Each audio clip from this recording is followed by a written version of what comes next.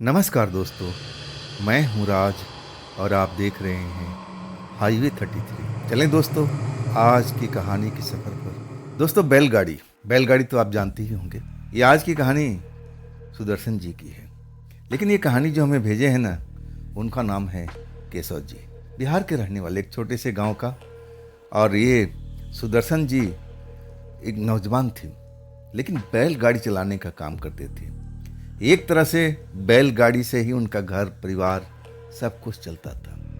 हल्का फुल्का खेती बाड़ी थी, लेकिन उसमें इतना पैदावार नहीं होता था कि पूरे परिवार का गुजर बसर हो सके। लेकिन उनके माता पिता उसी में अपना मेहनत करते थे। और सुदर्शन जी जब जवान हुए ना, तब बैलगाड़ी अब उन्होंने खरीद लिया था। उनके पास 2 बैल थे और गाड़ी लकड़ी की, अब ऐसी ही होती है बैलगाड़ी। और उसी से अपना मेहनत करने लगे। व्यापारियों को माल ढोते थे, ले जाते थे, एक शहर से दूसरे शहर पहुंचाते थे। और उसी से उनको जो मजदूरी मिलती थी, घर परिवार बड़ा आनंद से चलता था। अब सुदर्शन जी थे ना, वैसे और भी बैलगाड़ी वाले वहाँ उस एरिया में थे। जब व्यापारियों से माल लेके चलते तो वो रात दिन लोग देखते नहीं थे। और उस टाइम, अब जो कच्ची पक्की सड़क हुआ करती थी, ज़्यादातर कच्ची सड़क होती थी, क्योंकि ये 70 के दशक की बात है। और सुदर्शन जी और उनके कई साथी जो बैलगाड़ी वाले थे, गाड़ीवान थे, एक जगह पर आराम किया करते थे। अब कच्ची रोड के बगल में एक तालाब था। तालाब में इसलिए पानी भरा रहता था कि वहाँ पर उनके बैलों को पानी भी मिल जाएगा। और इसलिए उस जगह को अब वहाँ पर अपनी बैलगाड़ी रोकते थे, आराम करते थे। और गाय, वो जो बैल होते हैं, उनको पानी भी पिलाते थे, उनको खाना पानी देते थे। दोपहर के टाइम में या फिर रात के टाइम में, जब वो लोग दूर दूर से आते थे, और वहाँ पर एक ये अकेले नहीं रुकते थे, कोई न कोई वहाँ पर पहले मौजूद होता था या बाद में जाता था। और कोई भी किधर से आता था, लेकिन पड़ाव वही था। जो बैलगाड़ी का जो समूह था, और उनका पड़ाव वही था, वो तालाब। तालाब जो था ना, गहरा भी था। और उससे थोड़ी ही दूर आगे जा कर के एक शमशान घाट भी पड़ता था, जहां मुर्दा जलाया जाता था। अब ये जो सुदर्शन जी थे ना, नौजवान थे, नया जोश से भरे हुए थे, बैलगाड़ी चला रहे थे। भूत प्रेत पर तो उनको एतबार था ही नहीं। और ना अभी तक, जितनी उनको उम्र हो चुकी थी, कभी उन्होंने भूत प्रेत देखा नहीं था। रात दिन चलते रहते थे, मेहनत करते थे, इस शहर से उस शहर माल सप्लाई करते थे। कभी गेहूं, कभी चावल बैलगाड़ी पर लोड करके अब पहुंचाते रहते थे। लेकिन जब वापसी आते या फिर वहाँ से कहीं और जाना होता, तो बीच में एक जो पड़ाव था ना, तालाब वाला, वहाँ पर जरूर रुकते थे। वहाँ कोई न कोई रहता था, या दोपहर हो या आधी रात हो। और आधी रात हो तो वहाँ पर 2 4 5 बैलगाड़ी तो जरूर खड़ी हुई मिलेगी, बैल खूंटे से बांध करके पेड़ों के पास में, और वो भी आराम कर रहे होते हैं। और जो गाड़ीवान हैं, अपने गाड़ी पर या नीचे कुछ न कुछ बिछा करके वो भी सोते रहते थे। और खाना पीना खुद ही बनाया करते थे। अब वहाँ पर जो आग जला कर के सत्तू की लिट्टी बनाते थे, और उसी से अपना अब एक पेट भरते थे, भूख जो लगती थी। अब वहाँ पर और कुछ तो साधन था नहीं। तो इस तरह वहाँ पर जो एक बैठक थी, अब एक ठिकाना था गड़ीवानों के लिए। अब सब जानते थे कि भाई वहाँ पर चलेंगे, आराम करेंगे, वहाँ अकेले हम नहीं रहेंगे, वहाँ और भी गड़ीवान होंगे। अब जो सुदर्शन जी अपना माल लेके आ रहे थे, रात ज़्यादा हो चुकी थी, और वो भी थके हुए थे। और उनके जो बैल थे ना, दोनों बैल, वो भी बेचारे थके हुए थे। बोझा ढोते ढोते वो भी थक चुके थे, भूख भी लगी थी उनको, प्यास भी लगी थी। और वहाँ पर तालाब के पास अब वो पहुँचना चाहते थे। आखिरकार जब तालाब के पास पहुँचते तो उनको अंदाज़ा था कि वहाँ पर और भी गड़ीवान होंगे, और भी वहाँ पर जो उनके गड़ीवान भाई हों, अब वहाँ पर आराम कर रहे होते जरूर होंगे। क्योंकि वो ऐसा ही जगह था, वहाँ से 3 तरफ रास्ता निकलता था ना, कि कोई किधर से भी आए, लेकिन एक तरह का मुहाना था, जंक्शन था। और गरीबानों को तो एक तरह से स्वर्ग था, वहाँ पर पानी की समस्या थी नहीं, सब कुछ वहाँ पर ठीक ठाक था, माहौल सही था। तो आकर रुकते थे। अब उस दिन, उस रात को सुदर्शन जी भी अपने बैलगाड़ी को हाँकते हुए जल्दी से जल्दी, क्योंकि वो भी थके हुए थे और सोना चाहते थे। और फिर जब पहुंचते हैं ना तो रात को 10 बज चुका था। चांदनी रात थी। और जब आते हैं उस जगह पर, तालाब के पास में, जहां अक्सर वो गाड़ी अपना खड़ा करते हैं, लेकिन देख करके उनको आश्चर्य हुआ कि आज एक भी बैलगाड़ी वहां पर खड़ी नहीं थी। चारों तरफ निगाह डालते हैं, एक भी गाड़ी ना बैल दिखते हैं। और तब अब मन मार लेते हैं कि छोड़ो यार, हमें क्या करना है, कोई लोग यहाँ पर आए नहीं होंगे, आते होंगे। वो ऐसी ही जगह थी। अपना गाड़ी रोकते हैं, अपने बैलों को अलग करते हैं और फिर पहले उनको तालाब में पानी पिलाते हैं। जब उनकी प्यास बुझ जाती है ना, और फिर उनके खाने के लिए भूस वगैरह जो रखे हुए थे, अब उनको बोरे में रख रख के दे देते हैं, भाई आप लोग खा लो। और खुद भूखे थे, रात 10 बजी हुई थी, भूखे थे, नींद तो आ रही थी, लेकिन खाली पेट अब सोए कैसे। एक दिन की तो थोड़ी बात है। चटपट तो वही बनाना जानते थे। 2-4 उपला रखा और आटा गूंद कर उसमें सत्तू डाला, गोल गोल सी लिट्टी बना दी और आग के ऊपर में सेक देते थे। वो लिट्टी बन गई। रेडीमेड खाना फटाफट वाला, 2 मिनट के अंदर जिसे कहा जाता है, अब वैसे ही तैयार होता था।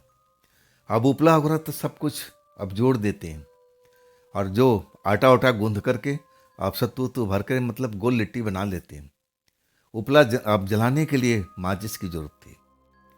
अपने जेब में डालते हैं हाथ। उनको अच्छी तरह से याद था कि मैंने माचिस नया लिया हुआ था, लेकिन वो माचिस कहाँ गायब हो गई, वो ढूंढते रह गए। मतलब सब कुछ तैयार, एक माचिस के तिल्ली के लिए अब उनको भूखे रहना पड़ेगा। अब एक तरह से अपने साथी को बाट देखने लगे कि कोई गाड़ीवान आ जाए तो मेरा मामला तो सॉल्व हो जाएगा, माचिस दे देंगे और फिर हम उपले को जला देंगे और अपना खाना भोजन तैयार कर लेंगे। लेकिन 10 से 11 बज जाता है। भूख के मारे अब उनकी हालत थोड़ी ढीली हो रही है। थके हुए थे, नींद भी अब आ रही थी, लेकिन खाली पेट सोते नहीं थे। बैल तो खाना खा करके अपना आराम कर रहे थे, लेकिन अब भूखे थे तो सुदर्शन जी। लेकिन कमाल की बात थी कि आज पहली बार सुदर्शन जी को उस जगह पर, उस तालाब पर कोई भी गाड़ीवान नजर नहीं आता है। इधर उधर देखते रहते हैं, लेकिन कोई गाड़ी की आने की आवाज़ सुनाई नहीं दे रही, क्योंकि बैलों के अब गर्दन में एक तरह से माला, घंटी लगाया जाता था, ताकि राहगीरों को पता चले कि भाई गाड़ी आ रही है। उस टाइम यही हॉर्न हुआ करता था। कोई भी घंटी की आवाज़, घुंघरू की आवाज़ कुछ नहीं बज रही है। तब थोड़ा सा निराश हो गए कि मैं अब क्या करूं, क्या मुझे भूखा ही सोना पड़ेगा। और आखिरकार अब इधर उधर देखने से क्या फ़ायदा। तब जाकर के अब वो अपना गाड़ी में बैठ जाते हैं चुपचाप कि अब तो मेरा भोजन हो ही नहीं पाएगा, अब मैं ऐसे ही सो जाता हूँ। सब कुछ रेडी, एक माचिस की तिल्ली के लिए सब मामला रुका हुआ था। तभी एक शख्स वहाँ पर बिना गाड़ी के, बिना बैलगाड़ी के आता हुआ नजर आता है। और जब वो आता है तो वो देखते हैं सुदर्शन जी। वो भी एक नौजवान था, 20-22 साल का एक उसकी उम्र थी। और सुदर्शन जी जब उसको देखते हैं ना तो मन में आस जग जाती है कि ज़रूर नौजवान नज़र तो आया है, तो इसके पास माचिस होगी या फिर आसपास का रहने वाला होगा, ज़रूर आग का प्रबंध कर देगा जिससे मेरा भोजन बन जाएगा। जैसे ही नौजवान उनके पास में आकर के गुजरने लगता है, आगे बढ़ने लगता है, तो सुदर्शन जी उसको टोकते हैं, अरे भैया रुको रुको जरा। नौजवान रुक जाता है, सुदर्शन जी के पास आ जाता है, कुछ बोलता चलता नहीं, बस सुदर्शन जी के प्रश्नवाचक निगाह से देखता है कि तुमने रोका है तो बताओ बात क्या है। सुदर्शन जी कहते, भैया देखो हमारे साथ एक छोटी समस्या हो गई है। खाना तो हम बना लेते हैं अब तक, लेकिन मेरा माचिस ही गुम हो चुका है, दिया सलाई मेरी गुम हो चुकी है। और देखो कोई गाड़ीवान भी नहीं है, आज मैं इस जगह पर अकेले हूँ। बैल मेरे थके हुए थे, आराम कर रहे थे। मुझे आग की ज़रूरत है, या तो माचिस मिल जाए या फिर जलती हुई आग मिल जाए। आपकी नज़र में या तो आपके पास माचिस हो तो दे दीजिए, या फिर आसपास में कहीं पर आग मिल जाएगी इस वक्त में तो भी बता दीजिए। वो नौजवान लड़का अब बात तो समझ लेता है और सोचने लगता है। अब फिर बोलता नहीं, एक शब्द भी नहीं बोलता है। सुदर्शन जी को कहता है, इशारा करता है कि आओ, मतलब मेरे साथ में चलो। सुदर्शन जी को लगा कि आसपास में कोई घर होगा, अब ये लड़का वहीं का रहने वाला होगा, चलो मेरा मसला हल हो गया। और सुदर्शन जी जो भी था सही ढंग से अब रख करके जो बनाने जा रहे थे लिट्टी चोखा, सामान को सहेज देते हैं और फिर कहते हैं कि भैया कितना दूर जाना पड़ेगा। लेकिन लड़का इससे लग रहा था कि अब उसको भाषा नहीं आती या फिर वो गूंगा है, अब वो कुछ बोल नहीं रहा था, बस इशारा कर रहा था कि आ जाओ, अगर चाहिए तो आ जाओ। सुदर्शन जी को अब समझ में आ गया ये लड़का बोल क्यों नहीं रहा है। तब सुदर्शन पूछते हैं कि भैया आप बोलती नहीं क्या, आप गूंगा हो क्या? लड़का सर हिला देता है, मतलब गूंगा नहीं है, गूंगा होता तो आवाज़ कैसे सुन पाता, बहरा भी होता साथ में। लेकिन सुदर्शन जी को इससे कोई मतलब नहीं था, इंटरेस्ट नहीं था। इंटरेस्ट था आग से या दिया सलाई मिल जाए, बस छोटी सी दिया सलाई के लिए अब रुके हुए थे। तब उनको लगा कि हाँ हो सकता है इसका पास में घर हो, पूछते भी है कि भैया आपके पास में ही घर है? तब वो सर हिला देता है। तो ये बोलता क्यों नहीं है समझ में नहीं आ रहा, लेकिन उस टाइम सुदर्शन जी बस आग को चाहते थे कि जल्दी से जल्दी आग मिल जाए, दिया सलाई मिल जाए। उस नौजवान लड़के के साथ में अब पीछे पीछे चलने लगते हैं, तालाब पार कर लेते हैं। तालाब के सटा हुआ वो रास्ता था जिस पर गाड़ी अपना रुके हुए थे, वो हॉल्ट था गड़ीवानों का, सब इकट्ठा होकर के रात में वहाँ अपना नींद लेते थे। अब उसी रास्ते से वो नौजवान आगे बढ़ता जा रहा है। आगे जाके तालाब जहाँ पर एंड हो जाती है और वहाँ से थोड़ा सा आगे जाकर के बाईं साइड एक रास्ता जो शमशान की तरफ जाता था, उस रास्ते पर मुड़ चुका था। और सुदर्शन जी को अभी तक आभास नहीं था कि जहाँ हम रात बिताते हैं या दिन में हम दोपहर का टाइम आराम करते हैं तो आसपास में शमशान भी है। उनको ये चीज़ का मालूम भी नहीं थी, ना किसी ने बताया था। उनको लगा कि लड़का ये लेके जा रहा है तो आसपास में घर होगा, हम आग उठा लाएंगे, हमारा काम खत्म हो जाएगा, चलो भाई चलते हैं। वो लड़का शमशान वाले रास्ते पे मुड़ जाता है और आगे आगे वो अब पीछे पीछे सुदर्शन जी। जब शमशान आ जाता है ना, तब चीता जलती हुई दिखाई देती है। और उस टाइम इतना बड़ा आग जल रहा है। अब ये सुदर्शन जी को अभी तक समझ में नहीं आया कि जहाँ ये लड़का लेके जा रहा है वो तो शमशान है, जहाँ पर चिता जलती है, मुर्दों को जलाया जाता है। लेकिन उस टाइम रात का समय था, वो समझ नहीं पाए और कहने लगे अरे भाई इतना बड़ा आग क्यों जल रहा है यहाँ पर, समझ में कुछ भी नहीं आ रहा था।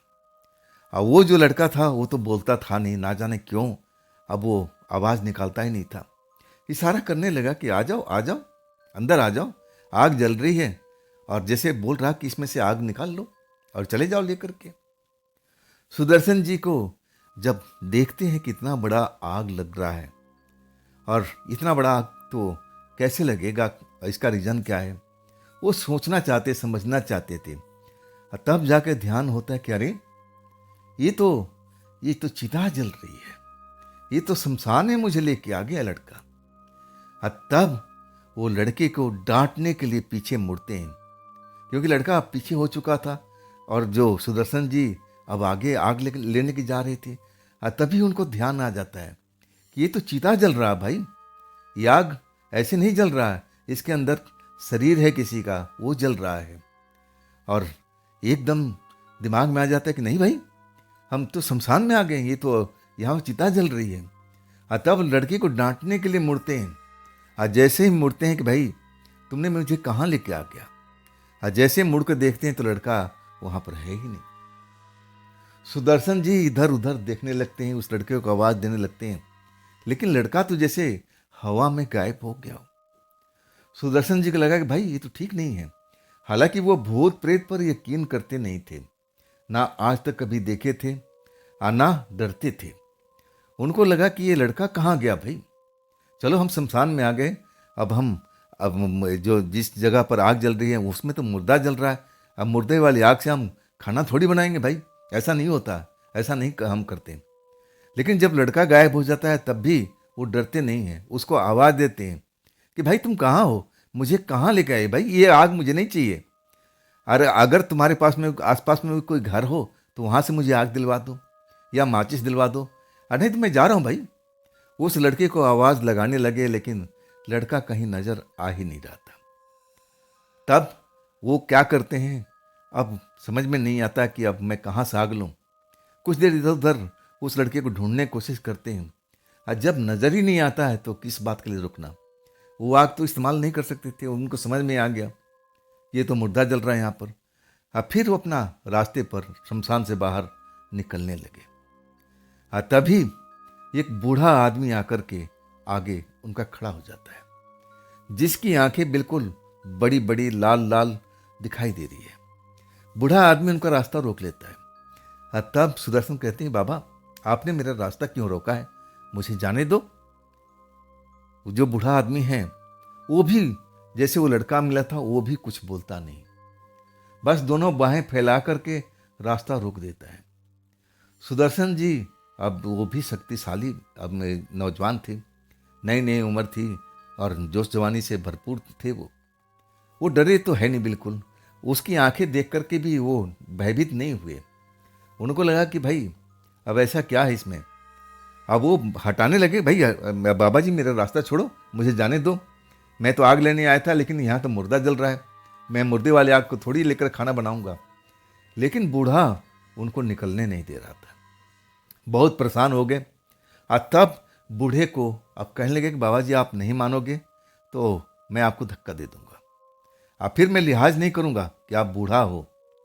और जैसे ही धक्का देते हैं ना, बूढ़ा जैसे हवा में उछलता है, और फिर वही नौजवान लड़का उनके आंख के सामने खड़ा हो जाता है। और तब वो हंसने लगता है जोर जोर से। हंसी इतनी भयानक होती है कि सुदर्शन जी एकदम चौंक जाते हैं। अरे अभी कुछ देर पहले तो बूढ़ा था, अब मैं इसको धक्का देता हूँ तो देखो ये तो वही नौजवान, ये जो मुझे लेके आया था यहाँ पर, अब वही खड़ा हो गया। तब पहली बार उनको अब समझ में आता है कि जो उनके साथी कहा करते थे कि भूत प्रेत होते हैं, लेकिन सुदर्शन जी तो विश्वास करते नहीं थे। उनको उनकी नज़र में तो भूत प्रेत का अस्तित्व था ही नहीं। लेकिन जब आंखों के सामने जब घटना घटती है ना, तब इंसान को पता लगता है कि हाँ भूत प्रेत भी होते हैं। वो लड़का अब उनका रास्ता रोक के खड़ा हो गया। पहले तो बूढ़ा था वो, और जब धक्का देते हैं तो हवा में उछलता है, और नौजवान लड़का फिर जमीन पर आके खड़ा हो जाता है रास्ता रोक करके, और जोर जोर से हंसने लगता है। हंसी की आवाज़ दूर दूर तक गूंज रही है, और इतना खतरनाक हंसी आ रहा, और उसकी भी आंखें जो साधारण पहले दिख रही थी वो भी चमकने लगी थी। सुदर्शन जी को तो संदेह तो हो गया कि मामला ठीक नहीं है। मैं तो यहाँ पर शमशान में आके फंस गया हूँ, मुझे तो यहाँ आना ही नहीं चाहिए था। इसी लड़के ने मुझे फंसाया है।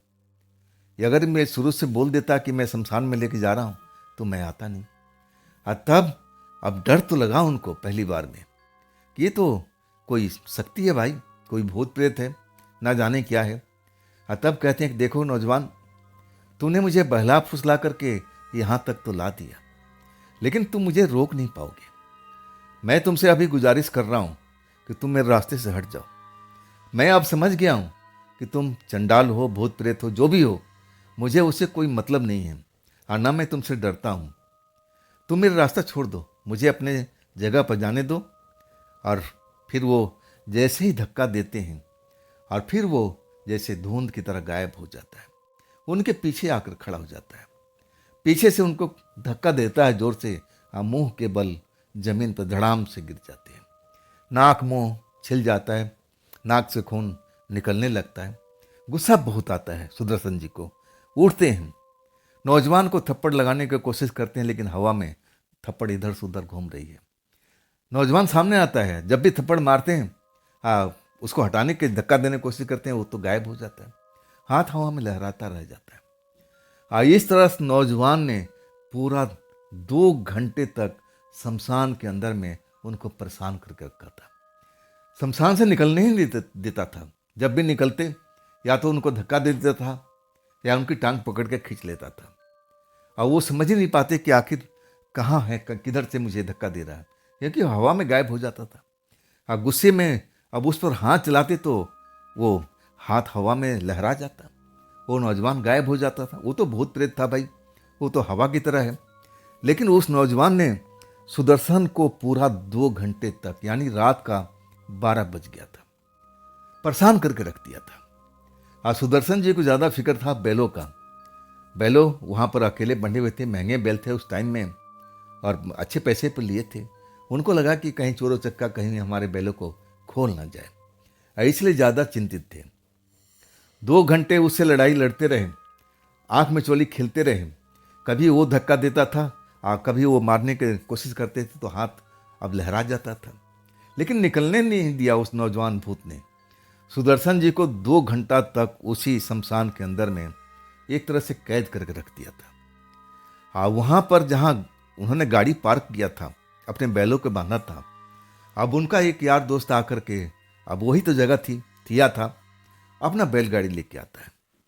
वहां देखता है, बैलों को देख के पहचान जाता है, ये तो सुदर्शन की भाई बैल लग रहे हैं, ये तो गाड़ी सुदर्शन की। सुदर्शन को आवाज देते हैं, सुदर्शन जी तो अब है नहीं वहां पर कि सुदर्शन जी आवाज दें। अब फिर दूसरी गाड़ी आ जाती है, फिर तीसरी गाड़ी आ जाती है, मतलब 3 गाड़ी आकर के खड़ी हो गई। और जो पहली गाड़ी वाला था वो सबको बताता है कि भाई बैल तो सुदर्शन के हैं, गाड़ी भी सुदर्शन की लग रही है, तो सुदर्शन कहाँ पर है। सुदर्शन के लोग आवाज देते हैं, लेकिन आवाज शमशान तक पहुंच नहीं पाती। अब पहुंचती भी होती तो वो भूत प्रेत का, अब उसका कोई तंत्र मंत्र होगा या फिर पावर शक्ति होगी, वो कान तक आवाज सुदर्शन के कानों में पहुंचती नहीं थी। वो तो परेशानी में घिरे हुए थे और वो नौजवान भूत जैसे उनके साथ में मस्ती कर रहा हो, अपना अब एक टाइम पास कर रहा हो, ऐसा लग रहा था सुदर्शन जी के साथ में। आज सुदर्शन जी थकने लगे थे, पसीने से नहाए हुए, और लग रहा था कि अब ज़्यादा देर इसके साथ में अब मैं जूझ नहीं पाऊंगा। शरीर थकान से चूर होने लगा। लगने लगा कि ना, अब तो मुझे अब हार मानना ही पड़ेगा। हार मानने के मतलब कि ये भूत मुझे जिंदा नहीं छोड़ेगा, ऐसे ही उनको समझ में आया था उस वक़्त में। और आखिरी जैसे कहते हैं ना, कोशिश करने के, वही कोशिश करने लगे कि ना, मैं थका जरूर हूँ, लेकिन अगर मैं थक करके नीचे गिर गया तो समझ लो ये भूत मुझे छोड़ेगा नहीं। उनको मन में ऐसा विश्वास जम गया था, और उनका सोचना भी बिल्कुल सही था। वो तो जो भूत लड़का था ना, वो तो वही चाह रहा था कि कैसे भी थका करके और सुदर्शन को मैं नीचे गिरा दूं, अब इसके बाद उठ नहीं पाएंगे, और इसके बाद मज़े से अब सुदर्शन जी का जो भी करना हो मैं कर लूँगा। और वो अपना आराम से गेम को खेल रहा था। उसको किस बात का फिक्र है, उसको कहाँ जाना है, वो तो शमशान में इसीलिए लेके आया था सुदर्शन जी को। सुदर्शन जी जी जान से अब लगे हुए थे लड़ने में, और उधर उनके जो गाड़ीवान दोस्त थे ना, सुदर्शन जी को अब लगे ढूंढने, सुदर्शन तुम कहाँ हो, सुदर्शन कहाँ हो। लेकिन कहीं पर भी सुदर्शन जी अब हो तो अपना जवाब दे। आखिरकार वो लोग तालाब के किनारे किनारे किनारे अब उस जगह पर पहुंच गए जहां पर शमशान का रास्ता था, और वहां सीधी अब डगर जा रही थी, रास्ता था। वहां पर उनको धुआं उठते हुए अब ऐसा महसूस हुआ, चांदनी की रात थी, धुआं उठने लगा। तो एक ने बोला कि हो सकता है कि, अब उनको पता था कि शमशान आगे है, लेकिन सुदर्शन जी को मालूम होता तो कभी भी उस रास्ते पर नहीं जाते। तब कहता कहीं शमशान के पास तो नहीं भटक गया सुदर्शन, चलो भाई चल के देखते हैं। अब जो पहले गाड़ीमान था वो तो डर गया, नहीं भाई मैं तो शमशान के पास बिल्कुल नहीं जाऊंगा, वहां तो भूत प्रेत रात में रहते हैं भाई, क्यों हम जाएंगे। सुदर्शन भला वहां क्यों जाएगा, सुदर्शन कहीं और चला गया होगा। लेकिन 2 दोस्त थे ना उनके सुदर्शन के, वो कहने लगे देखो हमने तो हर जगह ढूंढ लिया, सुदर्शन कोई पता नहीं है, आखिरी बार हम यहाँ चल के देख लेते हैं, जरूर कुछ ना कुछ हमें अंदाजा मिल जाएगा आखिर सुदर्शन है कहाँ पर।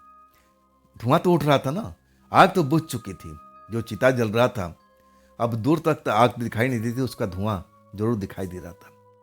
उस धुएं को देख करके अब तीनों दोस्त चल पड़ते हैं, लेकिन जो पहला दोस्त था वो सबसे पीछे था, वो भूत प्रेत से बहुत डरता था। लेकिन दोनों जो थे वो आगे आगे, चल भाई वहां तक चलते हैं। जब तीनों पहुंच जाते हैं ना शमशान के अब पास में, तब जो देखते हैं नज़ारा ना, तो समझ में नहीं आता है कि आखिर सुदर्शन को हुआ क्या है। सुदर्शन कभी इधर भाग रहे हैं, कभी इधर गोल गोल घूम रहे हैं, जैसे किसी को डांट रहे हैं, भाई हट जा बहुत हो चुका। ऐसे ही खेल खेल रहे हैं अपने आप। वहां पर कोई भूत प्रेत, कोई लड़का, कोई भी नजर नहीं आता। सुदर्शन इधर उधर अपने को बचाव कर रहे हैं, कभी लग रहा है किसी के साथ में धक्का मुक्की कर रहे हैं। ये सब देखने के बाद मेरे तीनों दोस्त एकदम, अब उनका भी दिमाग अब सही ठिकाने पर आ जाता है, भाई हो क्या रहा है। ये सुदर्शन अपने आप में ये शमशान के अंदर कौन सा खेल खेल रहा है। सुदर्शन को आवाज़ देते हैं लेकिन आवाज़ सुदर्शन के कानों में नहीं पड़ती। बिल्कुल पास में लोग, मतलब ज़्यादा से ज़्यादा थोड़ी दूरी पे खड़े थे शमशान के, अब जो सीमा रेखा था उससे पहले थे, और जोर जोर से सुदर्शन को आवाज़ दे रहे थे, सुदर्शन ये क्या खेल खेल रहा है, भाई आ चल यहाँ से निकल, शमशान में क्या कर रहा है। लेकिन आवाज़ कानों तक सुदर्शन को नहीं पहुंच रही थी। आखिरकार सुदर्शन बिल्कुल थक चुके थे। वो नौजवान भूत उनको जाने नहीं दे रहा था, और ऐसा लगने लगा कि ना अब तो मैं खड़ा नहीं हो पाऊंगा। हाँ, सुदर्शन लहरा के जमीन पर गिरते हैं, और उसी वक्त एक साया तीनों को अब नजर आ जाता है। जो तीनों लोग खड़े होते हैं सुदर्शन को आवाज़ दे रहे थे, उनके दोस्त, ये काला साया अब उनके, जो सुदर्शन जहाँ गिरे थे ना वहाँ पर आकर के अब खड़ा हो जाता है कुछ सेकंड के लिए। जैसे ही तीनों का नज़र पड़ता है ना, तो जो पहला शख्स था वो समझदार था और थोड़ा हिम्मत वाला भी था, मामला समझ गया। कहने लगे सुदर्शन को हम लोग उठा करके भागते हैं यहाँ से, मामला कुछ बिगड़ने वाला है। तुमने देखा यहाँ पर एक काला साया कुछ टाइम के लिए नजर आया। तीनों कहने लगे, मैंने दोनों लोग उसके साथी थे, कहने लगे हाँ भाई हमने भी देखा, क्या था वो। तब पहले वाला कहने लगा, भाई ये तो कोई भूत प्रेत का साया था। सुदर्शन देखो जमीन पर गिर गया, जरूर इसके साथ में कुछ बुरा हुआ है, हम लेके चलते हैं, बाकी काम वहीं पर करेंगे। तीनों लोग सुदर्शन को अपने हाथों से उठा करके आज जल्दी से लेकर के वहाँ पहुँच जाते हैं। 2 गाड़ियान अब और आ चुके हैं, मतलब वहाँ पर 5 गाड़ी हो चुकी थी। वो भी लोग अब सुदर्शन की हालत देखते हैं तो समझ में नहीं आता है। अब किसी को, सब नौजवान ही थे ज़्यादातर, कोई ऐसा बुजुर्ग था नहीं। इनको भी समझ में नहीं आता है कि इसको होश में कैसे लाया जाए। हुआ क्या है, ये कर क्या रहा था शमशान में। तालाब के पानी ले जा करके उसके चेहरे पर डालते हैं सुदर्शन जी को, लेकिन सुदर्शन जी जो बेहोशी में गिरे हुए थे ना, अब उनको होश नहीं आ रहा था। सारे दोस्त अब चिंतित पड़े हुए थे कि अब क्या होगा, सुदर्शन क्या मर जाएगा क्या। अब दोस्त थे, एक दूसरे को सब जानते थे, सब चिंता में पड़े हुए हैं। अब उनके पास में कोई उपाय नहीं था उस टाइम में। जो भी कोशिश करना था सब कुछ उन्होंने कर लिया था, लेकिन सुदर्शन के अब कुछ भी नहीं हो रहा था। ना तो उठ रहे थे, ना बोल रहे थे, बस बेहोशी में पड़े हुए थे। सारे दोस्त डरे हुए थे, उनके लग रहा था सुदर्शन अब बचेंगे नहीं, बचेंगे नहीं, अब क्या किया जाए। आपस में सब कुछ बात कर रहे थे। अगर उसकी, अब वहाँ पर कोई बुजुर्ग व्यक्ति होता, कुछ जानकार होता तो कुछ कर भी लेता, लेकिन सब के सब नौजवान थे। इंतज़ार करने लगे कि भाई कोई और गाड़ी वाला आ जाए, कोई और गाड़ी वाला आ जाए। और इंतज़ार करते करते रात को 2 बजे एक बाबा गाड़ी लेके आते हैं, थोड़ा वही उम्र वाले व्यक्ति थे। और जब आते हैं तो सारे लोग सब कुछ कहानी बताने लगते हैं, बाबा जी ये देखिए ना सुदर्शन के साथ में क्या हो गया, ये शमशान में हम गए थे, अतः वो उछल कूद कर रहा था, पूरी कहानी बता देते हैं। बाबा जी कहते हैं ठीक है हटो तुम लोग, मुझे देखने दो। सुदर्शन को देखते हैं और कहते हैं अब ज़्यादा देर तो ये बचेगा नहीं, जैसे मैं अनुमान लगा रहा हूँ, लेकिन मैं कोशिश तो जरूर करूँगा, आखिरी कोशिश करूँगा, इतना आसानी से इसको मरने नहीं दूंगा। आप लोग हट जाओ साइड में, सब कोई हट जाए। बाबा जी अब वहाँ पर बैठ जाते हैं और अपना थैला खोलते हैं, थैले में से कुछ सामान निकालते हैं, जैसे पूजा पाठ का लोटा वगैरह, थाली वाला, ऐसे कुछ, और फिर चावल का दाना रख करके एक गोलाई बना देते हैं वहाँ पर जहाँ पर सुदर्शन लेटे हुए थे, मतलब एक रेखा बना देते हैं चावल के दाने से, और उसी गोलाई के अंदर में बाबा जी भी खुद बैठ जाते हैं और सुदर्शन को आवाज़ देने लगते हैं, बेटा उठ जा, उठ जा, अब डरने की जरूरत नहीं है। लेकिन ये सब करने के बाद भी सुदर्शन पर कुछ असर नहीं हो रहा था। टाइम धीरे धीरे धीरे धीरे अब लग रहा था। अब बाबा जी कहना था कि अगर सुबह हो गया ना तो मैं सुदर्शन को बचा नहीं पाऊंगा, सुबह होने से पहले मैं कोशिश करूंगा कि मैं इसकी सांस को लौटा सकूं, इसको जो बेहोशी में पड़ा हुआ है मैं होश में ला सकूं।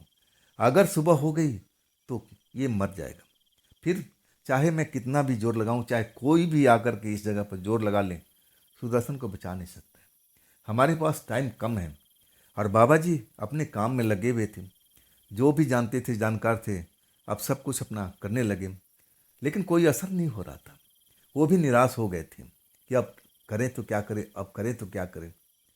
आखिरी अब वो जो भी था दाव लगा रहे थे, लेकिन दाव उनका सफल नहीं हो रहा था। उनका तंत्र मंत्र उस पर काम ही नहीं कर रहा था। अब सब के सब जितने भी लोग थे सब निराश हो चुके थे। उनको लगने लगा कि अब सुदर्शन को हम लोग बचा नहीं पाएंगे। अब एक तरह से दोस्त थे, आंखों से आंसू निकलने लगा। और बाबा भी अपने खूब कोशिश कर लिए थे, वो भी निराश हो चुके थे। तब जाकर के एक और गाड़ी आती है, बैलगाड़ी। वो भी रुकती है और देखते हैं तो वो भी एक नौजवान ही था। और कहता है कि क्या हो गया सुदर्शन के साथ में। सब बताते हैं भाई ऐसी ऐसी बात है, ये बंदा शमशान के अंदर चला गया था, और जो भी उन्होंने आंखों से देखा था सब कुछ बता दिए। तब कहता है भाई आप लोग यहाँ पर क्यों हो, सुदर्शन को बैलगाड़ी में डालो और आगे 2 मील पर एक घर मैं जानता हूँ, जहाँ पर एक बाबा अघोरी रहते हैं, तंत्र मंत्र का जानकार हैं, हमें उनके पास में लेकर चलना चाहिए। तब वो लोग कहते हैं ये भी तो बाबा हैं जो बैलगाड़ी चलाते हैं, ये भी तो कोशिश कर लिया। इन्होंने कहा कि अब सुबह होने से पहले अगर मैं जगा दिया, होश में ला दिया तो सुदर्शन बच जाएगा, लेकिन सारे इनका तंत्र मंत्र कोई काम नहीं कर रहा है। अब वो नौजवान कहते हैं कि तुम लोग देरी मत करो, मेरी बैलगाड़ी पर अब इसको पहुंचाओ और सब के सब चलो, देरी मत करो। आखिरकार वही करते हैं, बैलगाड़ी पर उसको सुदर्शन को डाला जाता है। अब फिर 2 मील का सफ़र आगे का वो सारे लोग करते हैं। उसी बैलगाड़ी पर एक आदमी वहाँ रुक जाता है, अब देखभाल करने के लिए, भाई वहाँ भी तो कोई चाहिए। जब वहाँ पर पहुँचते हैं, छोटे से गांव था रोड के किनारे ही, वहाँ पर पहुँचते हैं, नौजवान को पता था अब उस तांत्रिक का घर, उसका जाके दरवाज़ा खोलते हैं। और जैसे ही दरवाज़ा खोलते हैं, बाबा तो तैयार बैठे हुए थे, जाग रहे थे। कह रहे थे आ जाओ, आ जाओ, मैं जानता था कि तुम लोग आओगे, आप कहीं नहीं जा सकते, तुम मेरे पास में आओगे, ले आओ, जल्दी ले आओ। बाबा को कैसे पता भाई, सब लोग हैरान हो जाते हैं। लेकिन वो टाइम बहस करने का नहीं था। सुदर्शन को अब एक तरह से जगाना था कि कहीं ऐसे ही सोता रह गया, बेहोशी में अब वो चला गया, अब पूरी तरह से तो कभी जाग नहीं पाएगा। अब सुदर्शन को बाबा जी के आगे दे दिया जाता है कि बाबा जी आप संभालो, अब तो सब कुछ आप जान ही गए हो क्या हुआ है। तब बाबा जी कहते तुम लोग सारे के सारे बाहर निकल जाओ, मुझे अपना काम करने दो। अब जिससे ये लड़ रहा था ना, वो मामूली वो शैतान नहीं है, बहुत पावरफुल शैतान है। सुदर्शन क्यों गया छोड़ो, वो बात की बात है, अभी तो मुझे इसको जिंदा करना है। तुम्हारे सामने ये सांस ले रहा है ना, लेकिन समझ लो ये सांस इसका खत्म है। बाबा जी सब कुछ बता रहे थे। अब इसके बाद सारे लोग घर के बाहर निकल जाते हैं। बाबा जी अपना जो भी झाड़ फूक का काम है वो करने लगते हैं। और सुबह का 4 बज जाता है। सारे लोग डरे हुए थे कि अगर सुबह हो गया तो सुदर्शन कभी उठ नहीं पाएगा। सब उनके दोस्त निराश थे, कई तो अपने आंखों से आंसू निकल रहा था, दिल तेजी से धड़क रहा था कि अब क्या होगा, कि हमारा दोस्त जिंदा अब इस दरवाजे से बाहर निकलेगा। 4 बजते ही अब वो दरवाज़ा खुलता है। बाबा जी निकलते हैं मुस्कुराते हुए, कहते हैं आजा बेटा बाहर निकल। जैसे ही बोलते हैं ना, सब दोस्तों पर जैसे सारे दोस्त चैन की सांस लेते हैं, चेहरे पर एक मुस्कुराहट दौड़ आती है। देखते हैं सुदर्शन उस कमरे से निकल रहा बाहर, चेहरा जरूर पीला पड़ा हुआ है, लेकिन सब दोस्त जा के गले लिपट जाते हैं। क्या हुआ था दोस्त, तुम शमशान में कैसे पहुंच गए। तब सुदर्शन बताने लगे भाई मेरी गलती नहीं थी, पूरी कहानी बता दिए कि मैं भोजन बना रहा था, लिट्टी बना रहा था, और माचिस मेरे पास गुम हो चुकी थी। मैं आग के चक्कर में अब मैं तो पहचान नहीं पाया कि कोई शैतान लड़का है, भूत प्रेत है। मैं समझा कि शायद यहाँ पर घर बार होगा, किसी घर में रहता होगा। अब मैं उसके पीछे पीछे चला गया। जब मैं चिता को देखता हूँ ना, तब मुझे ध्यान आ जाता है कि इतना बड़ा आग जल रही है, ये कैसे क्या हो सकता है। तब मुझे ध्यान आता है कि ये तो चिता जल रही है। तब मैं आग लेने से इनकार कर देता हूँ, लेकिन वो लड़का मुझे बाहर जाने ही नहीं देता है, मेरे साथ गेम खेलना शुरू कर देता है। पूरी कहानी बताते हैं। दोस्तों को बड़ा चैन आता है जब सुदर्शन सही सलामत उनके बीच पहुंच जाते हैं। तब वो लोग वहाँ से फिर अपने अड्डे पर पहुंच जाते हैं।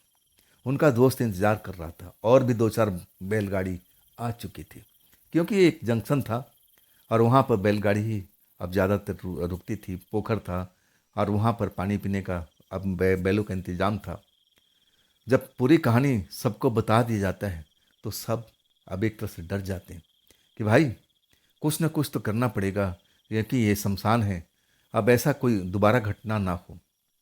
अब बाबा जी से कहा जाता है, जो पहले बाबा जी थे, कि बाबा जी कुछ आप ऐसा इंतज़ाम कीजिए कि दोबारा घटना किसी के साथ में ना हो। और वो कहने लगे, चिंता मत करो, हमने सब कुछ कर दिया है आगे से, लेकिन तुम लोग भी सतर्क रहना पड़ेगा। अब तुम किसी छलावे के चक्कर में पड़ करके अब उसके पीछे पीछे चल दोगे तो तंत्र मंत्र थोड़ी काम करेगा। तंत्र मंत्र ऐसे थोड़ी काम करता है। हम तुझे आगाह कर सकते हैं कि ऐसा घटना किसी के साथ में ना घटे। कोई सुंदर लड़की आ गई, कोई नौजवान तुम्हें बहला करके अब लेके जाने लगेगा, तब तुम लोगों को उससे बचना चाहिए। अब इसके बाद जो भी थे वहाँ पर, एक दूसरे से बात अब हर जगह तक फैल जाती है। अब इसके बाद साफ गाड़ीवान थे, सतर्क हो गए थे, लेकिन ऐसी घटना दोबारा वहाँ पर फिर नहीं घटी थी। जैसे सुदर्शन के साथ में हुआ था, ऐसी घटना कभी भी नहीं हुई थी। तो दोस्तों, ये थी आज की कहानी। ये कहानी आपको कैसी लगी कमेंट में ज़रूर बताइएगा। दोस्तों, अगर आपके पास भी ऐसी कोई घटना है, कोई कहानी है, कोई अपनी आप बीती है, तो आप मुझे इंस्टाग्राम पर, मेरे व्हाट्सएप नंबर पर, मेरी मेल आईडी पर आप मुझे शेयर कर सकते हैं। दोस्तों, ये भी चैनल आप ही का है, तो इसको भी अपना प्यार दीजिए, दुलार दीजिए, लाइक कीजिए, सब्सक्राइब कीजिए, अपने दोस्तों को शेयर कीजिए और हाइप वाला बटन को ज़रूर प्रेस कीजिएगा। तो दोस्तों, फिर मिलते हैं कल इसी चैनल पर, इसी टाइम पर। आप लोग अपना ख्याल रखिएगा। नमस्कार।